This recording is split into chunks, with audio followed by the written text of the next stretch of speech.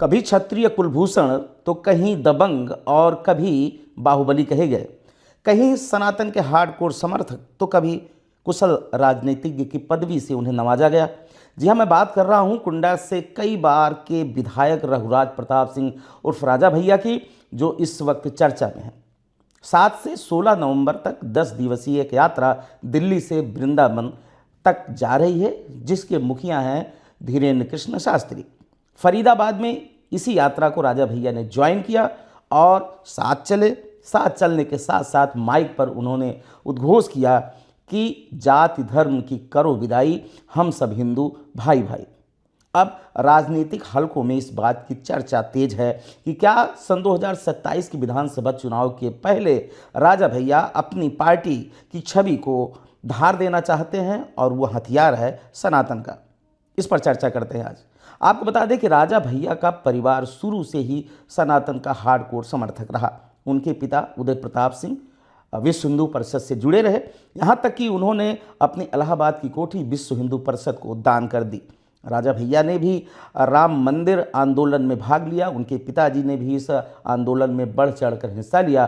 कहा जाता है कि राम मंदिर निर्माण के समय राजा भैया ने गुप्त दान के रूप में 4 से 5 करोड़ रुपए की धनराशि भी उन्हें दी। 2022 के विधानसभा चुनाव की शुरुआत के पूर्व उन्होंने रामलला के दर्शन किए, फिर अपनी चुनाव यात्रा को शुरू किया। इसके पहले आपको बता दें कि देवऋषि देवरावा बाबा से भी इनके खानदानी और पारंपरिक संबंध रहे। साथ में उत्तर प्रदेश के मुख्यमंत्री योगी आदित्यनाथ का मठ गोरखपुर में जो है, उसके भी ये खानदानी समर्थक रहे। तमाम देश ही क्या, पूरे प्रदेश में लगातार हर संत और धर्माचार्यों से वो लगातार मिलते रहे, सभी की कथाओं में सम्मिलित होते रहे। अपना वहाँ पर उन्होंने वक्तव्य भी दिया।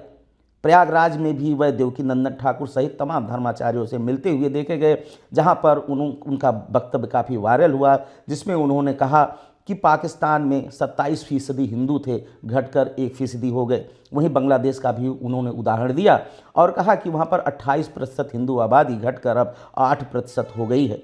भारत सेकुलर है, धर्मनिरपेक्ष राज्य है, क्योंकि यहाँ पर हिंदू बहुल आबादी निवास करती है। जहाँ हिंदू कम हुए वहाँ का परिणाम देख लीजिए।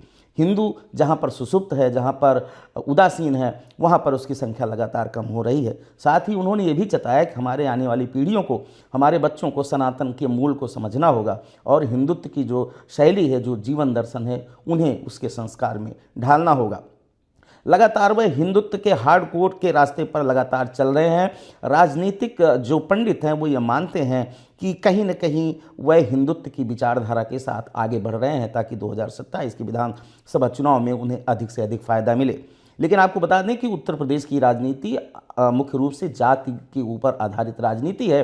राजा भैया जिस क्षत्रिय समाज से आते हैं, उसकी भागीदारी उत्तर प्रदेश में इतनी नहीं है कि उसके बलबूते वे राजनीति में अपना एक बड़ा नाम स्थापित कर सकें। इसके लिए उन्हें जाति पात की दूरी को मिटाना होगा, जिसके लिए एक हथियार है, वो है हिंदुत्व का हार्डकोर समर्थन। इसी के सहारे वह तमाम सारी जातियों को एकजुट करके वोटों का ध्रुवीकरण कर सकते हैं, ऐसा लोगों का मानना है। हालांकि उनके इस हिंदुत्व की छवि को उन्हें लगातार अपने क्षेत्रों में फायदा मिलता रहा है, इससे इनकार भी नहीं किया जा सकता।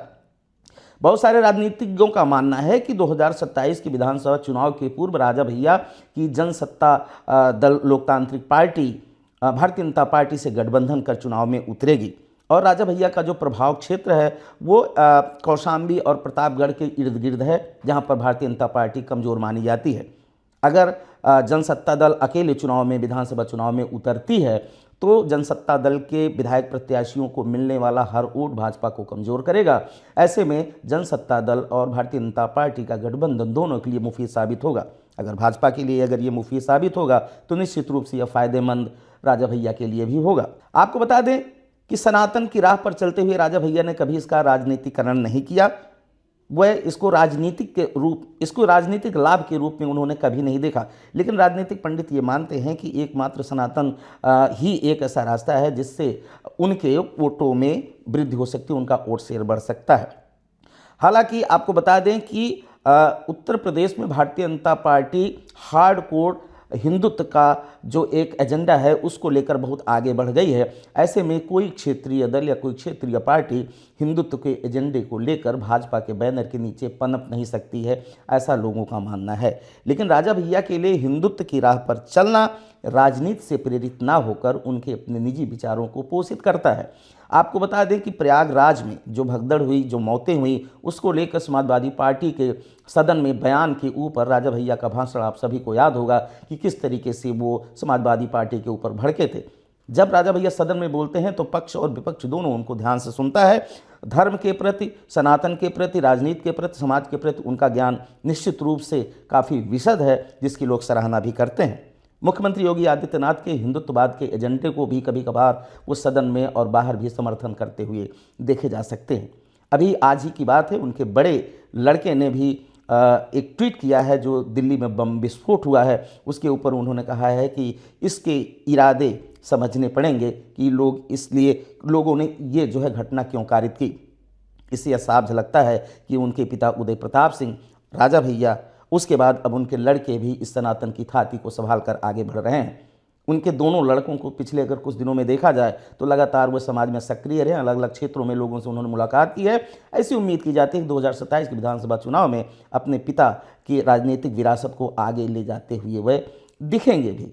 आपको और बता दें कि 2027 के विधानसभा के पूर्व जो राजा भैया की तैयारियां हैं वो निश्चित रूप से कई जगहों पे देखी जाएंगी। खासतौर से अगर हम बात करें कि पूरे सदन में 2 विधायक कांग्रेस के हैं तो उन्हीं के बराबर जनसत्ता दल के भी 2 विधायक हैं। साथ में जो उच्च सदन है विधान परिषद, वहाँ पर भी राजा भैया के एक प्रतिनिधि मौजूद है। यानी कि एक राष्ट्रीय पार्टी कांग्रेस के बराबर उत्तर प्रदेश में जनसत्ता दल भी प्रतिनिधित्व कर रहा है और आगे इसके बढ़ने की संभावनाएं भी और बढ़ जाती हैं। आपको बता दें कि राजा भैया लगातार कुंडा से निर्दलीय विधायक होते रहे, साथ में उन्होंने जिसके ऊपर हाथ रखा वो भी विधायक बना।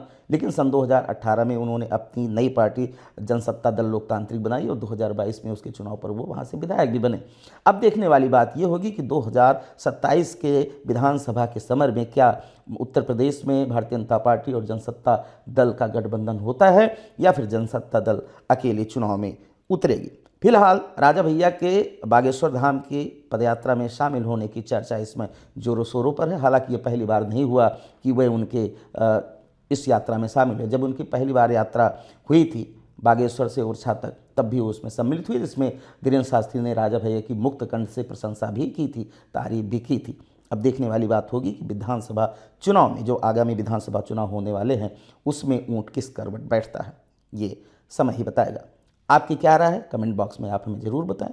हमें दें इजाज़त, देखते रहें अनाजी टीवी यूपी। शुक्रिया।